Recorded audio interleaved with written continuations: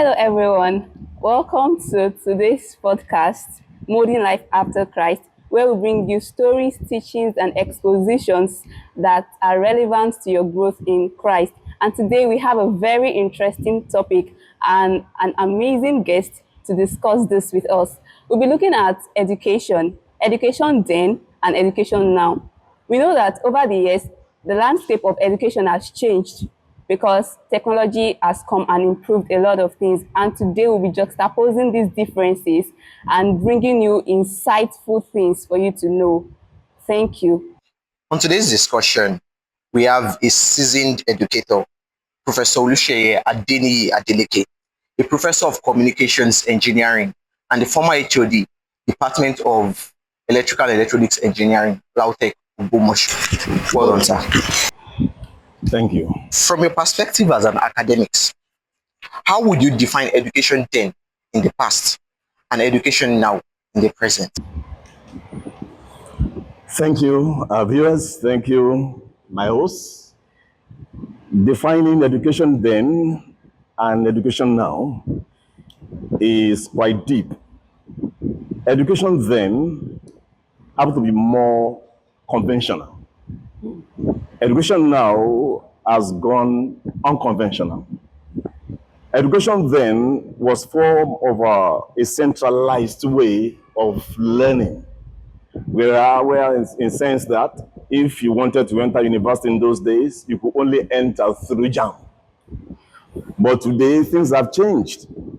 There are various ways of gaining tertiary education today without approaching the Joint Admissions and Education Board. Education then was more of concern about certificate. Education now is less of certificate, more of skill, more of what you can actually offer. Education then was kind of more of human, more of manual, more of natural. Education now is tech-based. In brief, that's where I can quickly define education then and education now. Thank you so much for that succinct definition. So, moving on, we have a question that relates to education and religion. What role does religion or moral instruction play in education today compared to the past? In the past, let me say, we had a high level of morality, which dictated our lives. Coming up in the Yoruba land, in the Christian environment, set of morals were taught in schools. And those morals guided our ways of life.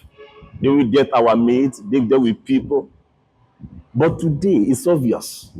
The decline of morality has brought a lot of consequences in our society. In our schools, at secondary school level, at the university level, we see a lot of depraved minds, all because of the decline in morality. Because religion played its own part when we were growing up. We might not then have known God personally, but the fact that we knew church, the fact that they would teach us Bible verses, the fact that our parents would pray, gave us some boundaries in the way we lived our lives. Today, we see Christian values being dissipated, being left. We see schools that are preventing songs of praise from being sung at assembly ground. In schools today, and what do we see? That's why we have people like, you have children in primary school joining courts, children, students inside institutions doing fraud, going for money rituals because of the decline in moral values. So there's no way we cannot actually extricate it. Religion, moral value, and the quality of education today. Thank you very much, sir. Moving on, how has the integration of soft skills and critical thinking in education changed the way we live our lives over the years? Soft skills, which are a function of tech, and critical thinking. You know, before now, we have people we call geniuses. They were called geniuses based on their intellectual capacity, what they can bring up from their intellect. But today, we talk of geniuses with respect to what they can do with the system. Ah, this guy can write, he can do programming. Soft skills over time actually change the way we do things.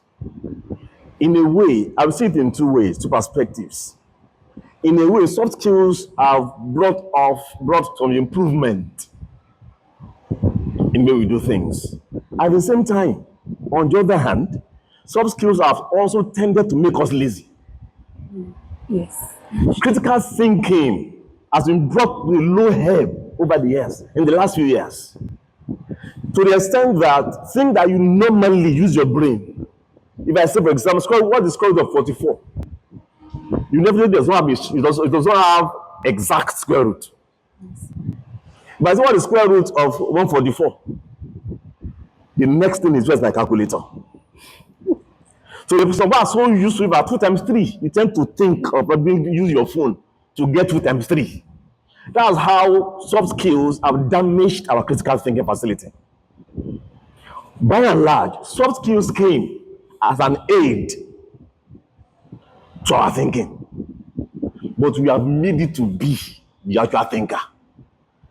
When you have now used a tool for your thinking to be the actual thinker, you have done disservice to the entire system. So soft skills actually they came to help us. We are making them the real thing. Then look at artificial intelligence, ChatGPT, Gemini, Copilot. They are all AI tools meant to assist us in researches. But the way we see things, AI seems to be taking over. Instead of aiding us, we're now aiding it. Soft skills, in a general way, let me say in this part of the world, if I'm allowed to use the word sha, they'll do more harm than good. If you know how to use it, there should not be abuse of it. I can say we are abusing AI. Just the way we abuse drugs. Instead of making use of it to aid our work, to aid our product, to aid our researches. So by and large, soft skills have come to help us, to aid our things, our research, the way we do things, but it should not be misused. Thank you so much, sir. I actually picked something there. He said, what is meant to help us? Soft skills are meant to help us, but nowadays we've replaced it. They are now taking up the major role we are meant to do, and critical thinking is going low, which is not encouraging. Thank you so much for that answer. And yes, our next question says, how does educational approach differs between different countries today compared to the past methods? You know, there is this quest to study abroad, or this Japa syndrome. So we want you to help us to see how do they differ among countries. There is this balance that says there is no pasture that is greener on the other side. They only watered their own pasture to make it green. You can take the pin to water our own pasture. It will be greener on this side than that side. So the level of investment of those countries in their education is what is prompting others from going there to boost their economy. What we don't know is a single Nigerian that travels on educational tour has gone to boost their economy, whether in part or in whole. The amount of foreign exchange that they get in those countries on account of Nigerians coming to study can build solid university system with solid facilities in this country. But because they decided to invest in their own future, a country that pays lip service to education is jeopardizing the future of their youth. And that's what's happening in Nigeria today. That's why an average Nigerian will say education has come. Education is not actually a scam. But the idea the leaders give us is that it doesn't pay to be educated. But it's we that will know education is actually not a scam. It's a leverage for anything you want to be.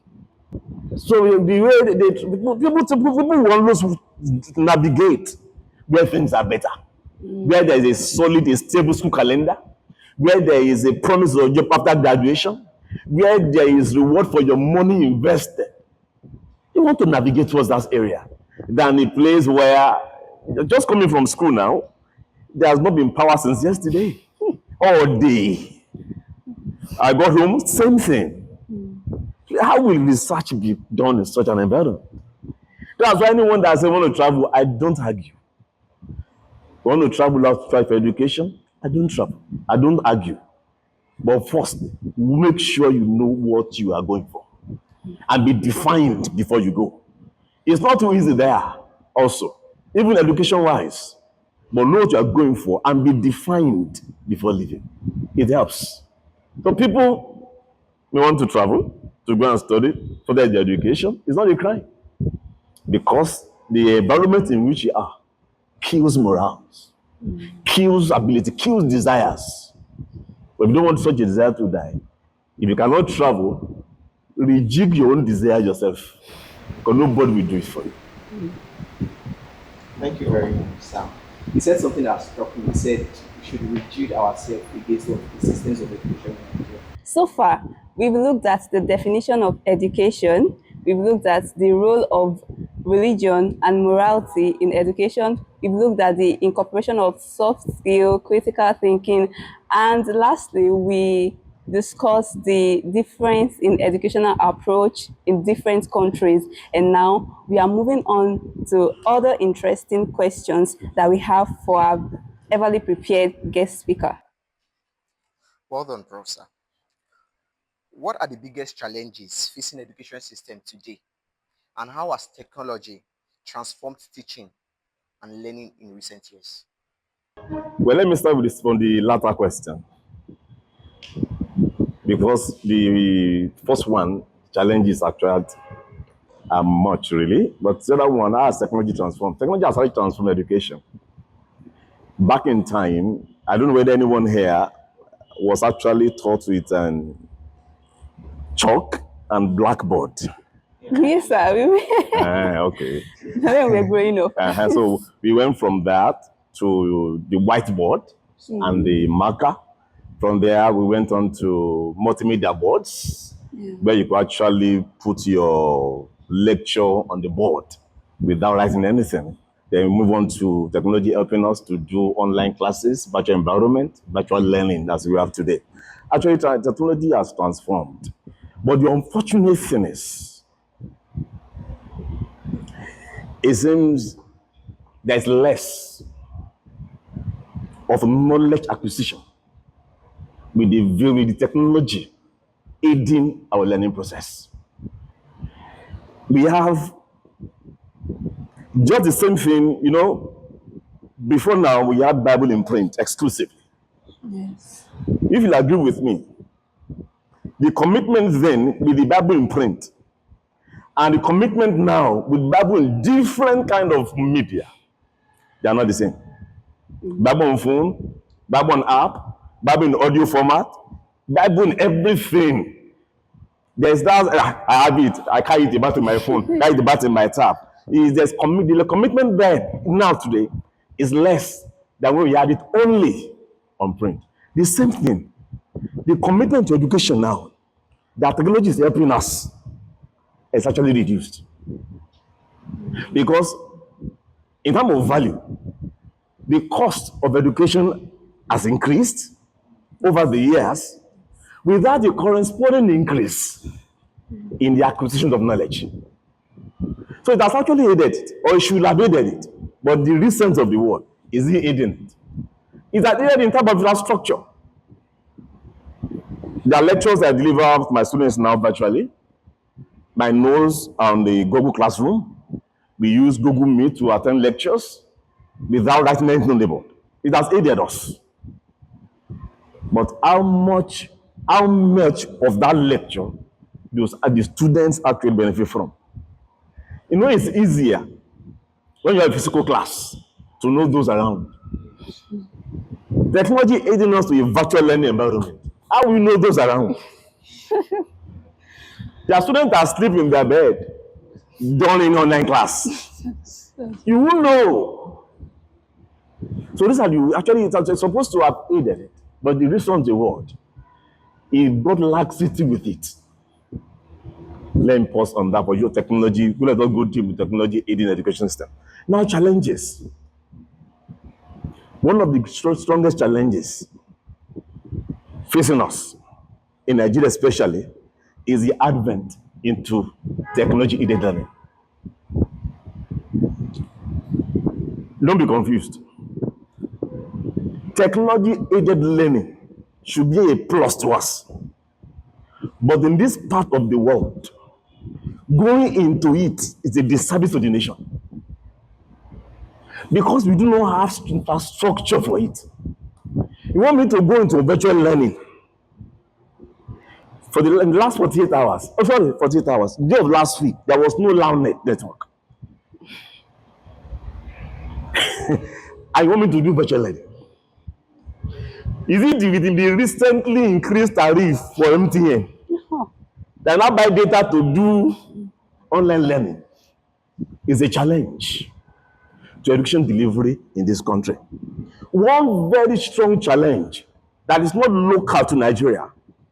Well, it's not local to Nigeria, maybe local to Africa. Is the issue of using the same measure to evaluate our students. There's this I have always known. When you judge a fish because it cannot climb a tree, you are destroying the psyche of that fish. You are making that fish to live its own life as a failure. To compare himself with the monkey that climbs a tree. In understandable terms. Let's say this is my hostess host, right? Let's say this is my hostess. Is good in working with hands. And we said the only measure is to sit down and write this exam. She doesn't have that charisma to read and write and put down something. But put her in the kitchen. She can feed the whole Africa. Based on writing of exams, we say she's a failure. But with what she can do with her hands, she's a star. But because our mode of evaluation is exams, which everybody will have been subjected to, she's a failure. So when she's finishing school, they will say the Senate of this university has found you worthy in character and learning and is offering you B.Tech sociology with second class upper division or second class lower or third class based on their own assessment. It's the Senate that's assessing you. But within yourself, your assessment may be not what the Senate is saying. In your mind, I'm good at what I do. No one can compete with me when it involves cooking. But with exam writing, forget, I pass. I'm no. That's what I'm saying. When you judge a fish because it cannot fly like a monkey, it lived its whole life thinking it's a failure. That's one of the challenges we have in the education system in Nigeria. We have people in my department, we have people in Lautech who are failing in class. Write the exam, they fail. Give them assignment they cannot do, but give them something else, hands-on. Give them laptop to code, they are there. Give them something tech to do, they are there. Give them a broken down car, they can fix it. But to sit down with a 2-hour exam is a problem. If you can try to harness people's gifts individually, it will be a better place. Let them learn, let them develop with what they have, not with what the system says they must have. The system says you must have 21 credits, 21 this, 21 that. But you know you are not able to. You say that's one challenge. Another challenge is the level of the government's investment in education. There's a minimum amount that UNESCO has provided. You should be budgeted by every country for education. At least 25% of their budget, if I'm not mistaken. But I don't think Nigeria has ever gotten close to 10. If it went at 10% and above, perhaps John Jonathan. There have always been a single digit investment in education. No wonder there always been stability in our calendar. No wonder we have electrical engineering graduates who doesn't know between a note and a boat. Who doesn't know between the red and the blue wire. It's not their fault. I make this in my class. Sometimes you get home after graduation, and your dad now say, "Oh, Peter, congrats! I now have electrical graduates in our house. The bulb in my room is not working. Quickly let me check it. Electrical graduate." Peter, go and look for glove. Go and find glove. Go and find boot. Because why? To change bulb. Because I'm an engineer, electrical graduate. That's the problem we have. That challenge of education and investment in education. The other problem we have is the unemployability of our graduates. Unemployability. And it's because of what they are being fed also. And the refusal, or let me say, inability to develop themselves. No school can offer you everything you need to make it in life. There's an aspect of self-development, personal development that you must inculcate. So don't ever kind of, government. Let's forget government. Sincerely. I tell my people in school, forget about what you are expecting from this government. I don't think they have a plan for you. So there are challenges we have over time. Then how will I say, the trend away from merit. There's a move away from merit, from meritocracy. People have moved. Our system has moved from. That's why we have non-entities ruling us. You have someone who looked for his birth certificate, he he didn't find. He became our president. And now imagine what makes you with that pass to someone who is struggling to make a first class university. After the first class, will I be if a non-WAEC holder is my president? They say for example, for me to be a lecturer, there's a minimum kind of degree I must have. But to be a governor, what I need is primary school certificate. Minimum. Challenges. They are numerous. Thank you so much for pointing these challenges to us. But one of the things that you said that actually stood out for me is that school will not teach you everything you need to succeed in life. You need to invest in personal development. And this is a challenge to every one of us out there. Beyond the four walls of school, we should endeavor to invest in personal development for us to get to the desired future ahead of us. Thank you so much for that, Sam. And on a final note, what word of advice would you give to students and educators navigating today's educational landscape? Words of advice. Let me start with educators.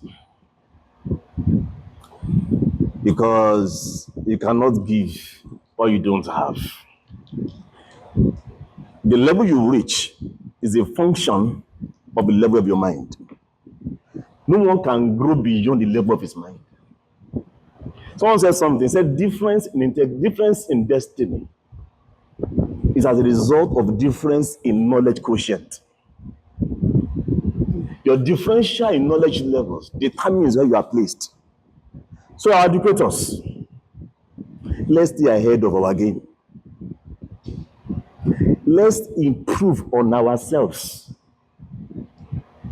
You must always try to always be ahead of your students. If I may use that word. The moment your students get better than you are, there's a crisis. You should always learn continually.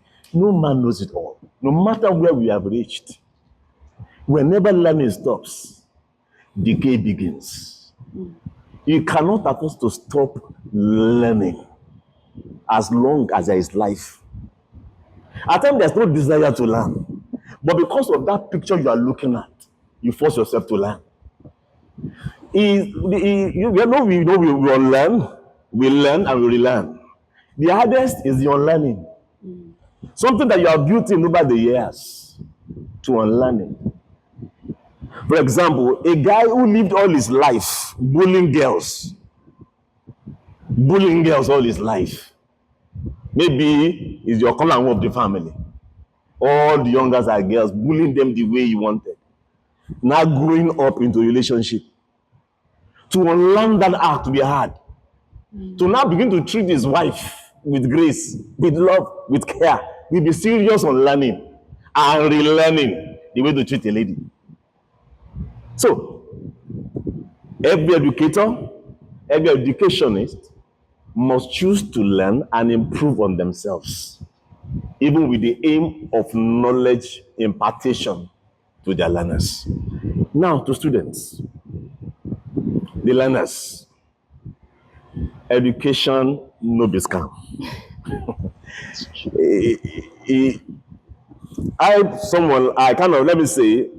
I'm in between the two generations.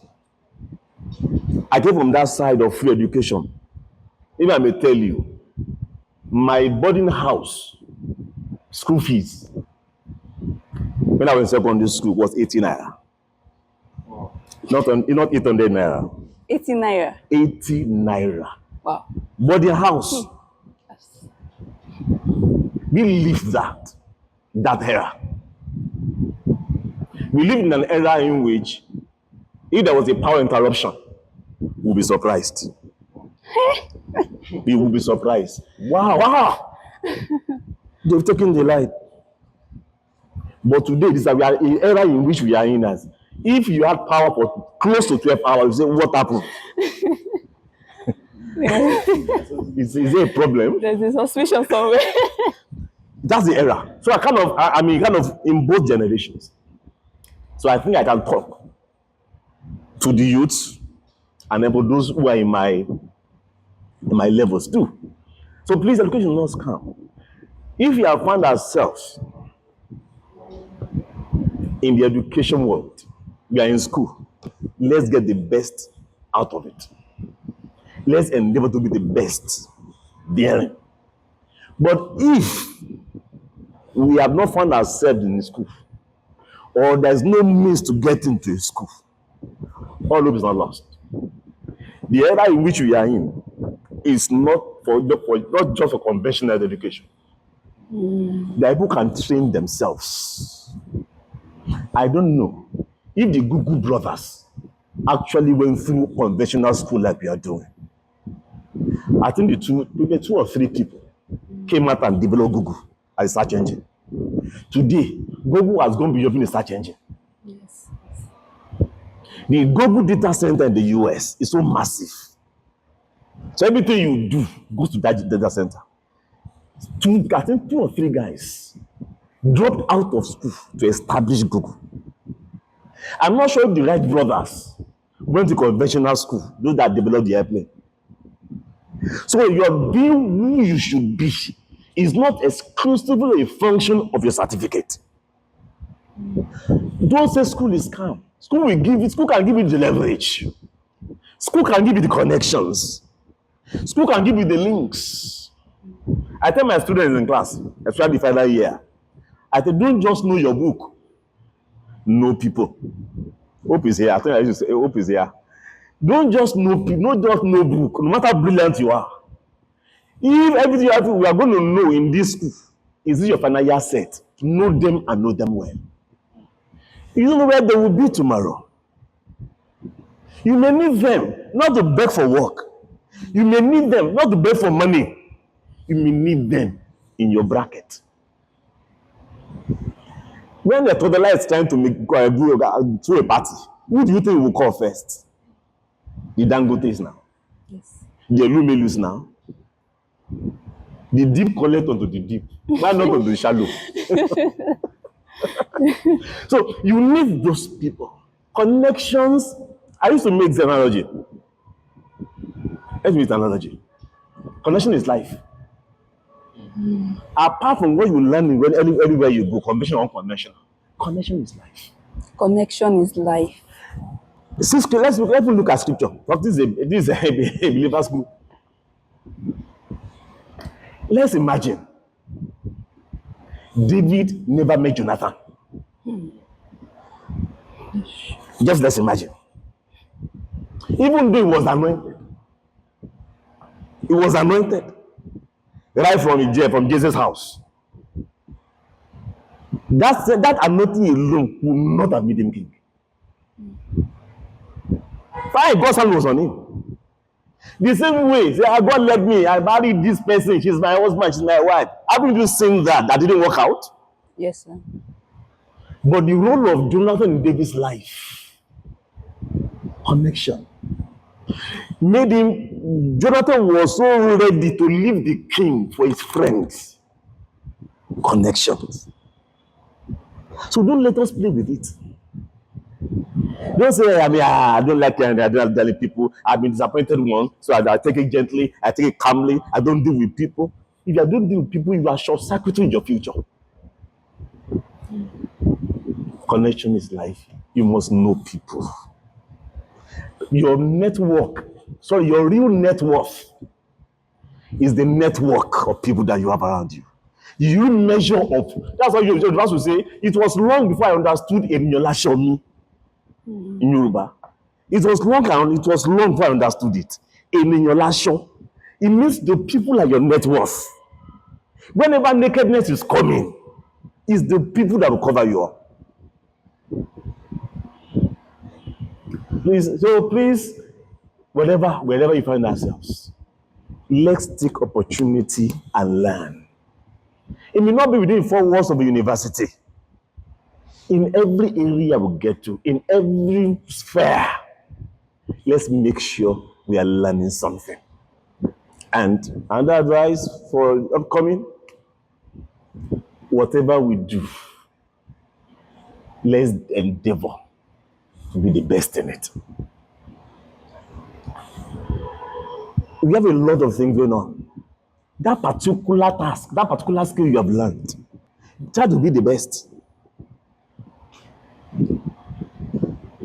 I was saying to someone over the weekend, I said, no one was actually born extraordinary. Everybody was born ordinary. But some people decide to make themselves extraordinary. How? By adding extra to the ordinariness. That extra distinguished the 5 virgins, the wise ones, or the foolish. This extra. You are both, what do you call it? You are both hairdressers. You both own barbering salons. You are both card designers. You are both dressmakers. You are both students. You are both lecturers. What distinguishes one from the other is a little extra. The little extra could be little investment. The extra book you buy, extra hours of denying yourself sleep, extra saving you are putting in, that little investment you are making could be the action that will make you an extraordinary, that will give you extraordinary results. Let me pause there on the advice. I think it's quite well. Thank you so much for honoring our invitation. Thank you for giving us more out of your depth of wisdom. We hope that next time we'll call you, you are going to give us a yes. And we really appreciate you, sir. Thank you so much, sir. Thank you. To our viewers, I want to say very much thank you, and thank you for tuning in into the channel today. We have experienced a lot of educational differences from our primary school up to this moment. me personally. And we've seen how technology, how education then and now. We have also experienced the differences in historical principles and philosophies that have changed the way we see education today. From a few things our guest said, he said this, and I noted this down. He said, whenever learning stops, decay begins. And also, he said the real net worth of the person is the network of people the individual knows. He also said, learn, unlearn, and relearn. And he also said this to the younger generations: build competencies, build competencies. And also, he made mention of something on the mind. He said, the real prosperity of a man is from what? The prosperity of his mind. So, we want to admonish us that let's keep this conversation going. Let us engage with our posts. Let us reshare. Let us like. And thank you very much. God bless you. Thank you, sir.